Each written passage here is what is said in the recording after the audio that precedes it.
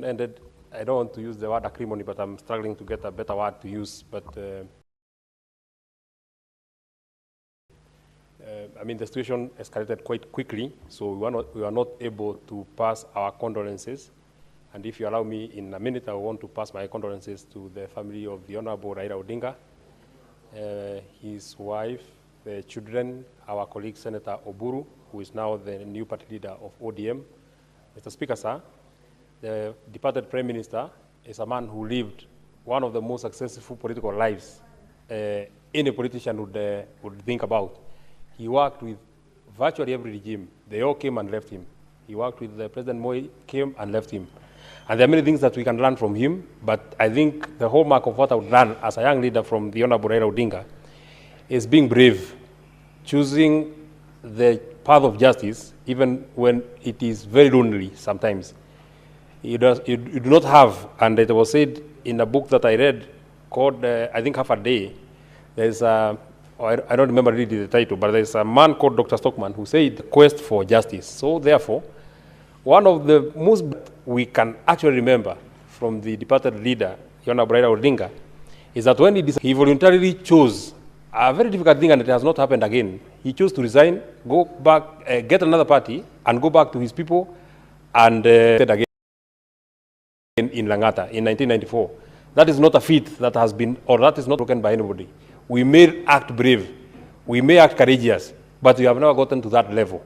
He is one consummate politician who has been extremely successful, powerful when he's in government, and powerful when he's not in government.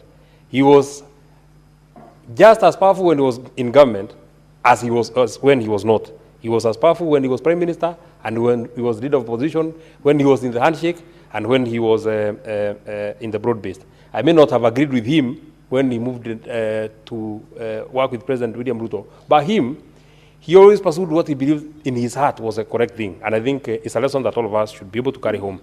I want to congratulate Senator Ledama, and by the way, in the spirit of honoring and remembering the life and times of our departed Prime Minister, one thing that we must also acknowledge and recognize is the kind of mentorship that he offered to young leaders. Mr. Speaker, Senator Ledama is fairly a very young senator, not of course as young as I am, but he's fairly a young senator, and has been given quite a huge role on the parliamentary responsibility, being the minority whip. The same case to Senator Sifuna, who is the deputy minority whip and the secretary general of the party. The same case to Senator Eddie, who is my age mate and chairman of a committee. And many other.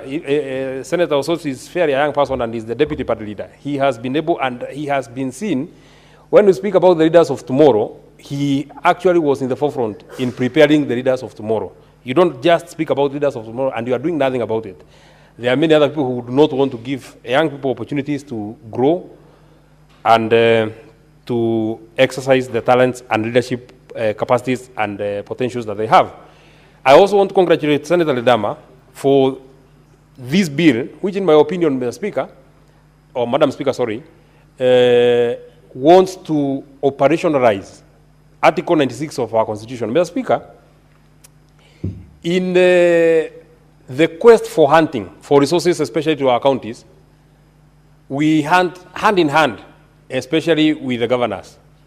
If you remember, Mr. Speaker, and I can see, I think Senator Dama was one of those who sat in the mediation committee, look at the kind of conversing, the kind of support, the kind of camaraderie that we got from the Council of Governors. Mr. Speaker, or Madam Speaker, sorry, I keep forgetting, because there was a Mr. Speaker before you, so please forgive me. If you see the kind of support that we got from the Council of Governors, it is the same support that we would require and would not even request. Is the same kind of support that we would expect when we are overseeing how this money has been spent, Mr. Speaker. But once this money has gone and budgeted, Mr. Speaker, that now becomes the beginning of the sore part of our relationships with the Council of Governors and the County Executive, Mr. Speaker. I'm happy that I'm seeing Senator Ososi here. You remember during the formula debate that we had here, there is something that we passed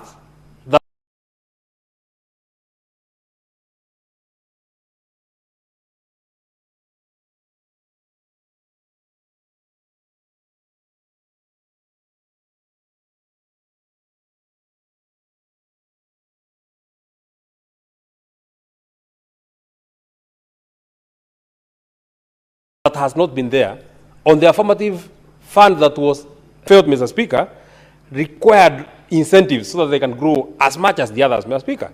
His county, Vihiga, qualified, my own county, Nyandarua, qualified, and 9 other counties, Mr. Speaker, qualified. What would have expected, and I know this is what Senator Osotsi would have expected, is that this extra 364 million that we got for the counties, Mr. Speaker, would have been budgeted as special budget so that Vihiga County, Mr. Speaker, can be able to show that over and above what we had budgeted, because they have already done their budget estimates, Mr. Speaker, over and above what they had budgeted